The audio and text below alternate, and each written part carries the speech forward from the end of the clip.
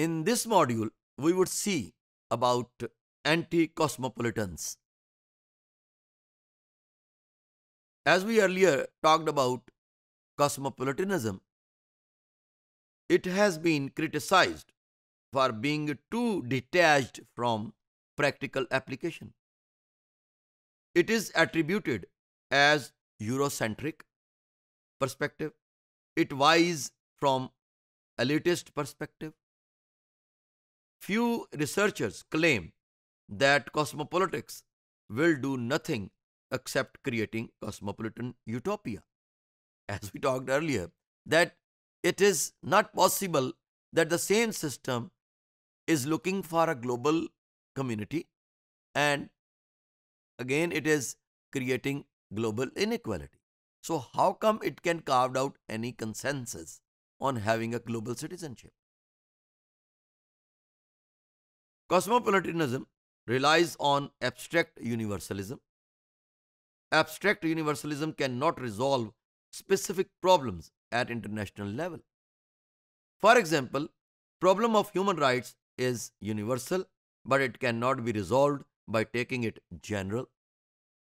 Every problem varies according to the situation and context. Absolutely, because different political systems have different perspectives, different culture. So, in living in that diversified international global system, it seems very difficult that we are going to carve out any global community. The abstract idea of world citizens is there, but cosmopolitanism does not give strategy for the provision of citizenship and their rights. International organizations have failed to address certain issues. For example, here we see protecting the rights of the many victims of war that have lost their citizenship, the contemporary refugee situation in Europe and in South Asia.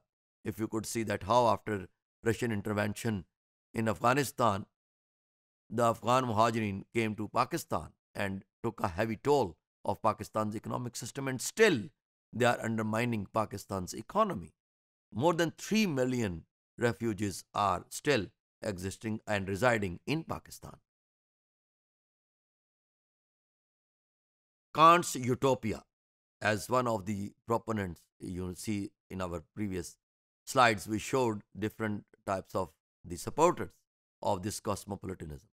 So here is how Kant's think this abstract concept.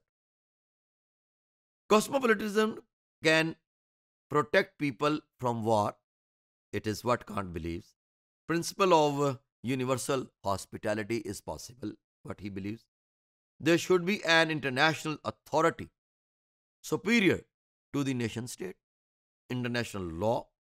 Is it possible to combine national citizenship with world citizenship?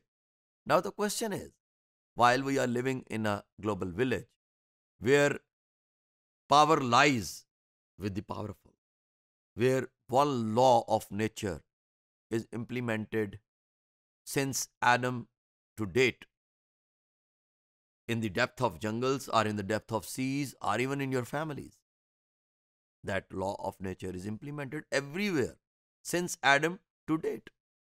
That is regarding might is right.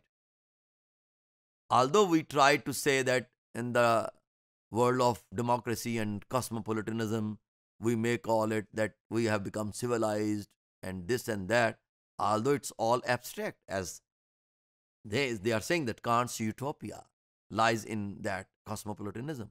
We are unable to find out any such global society where we may say that it is the global society that fulfills all the moral values, ethical values that will carve out that international community, which would be very much moral in all at all levels, would be even economic in economic resources. It is not possible.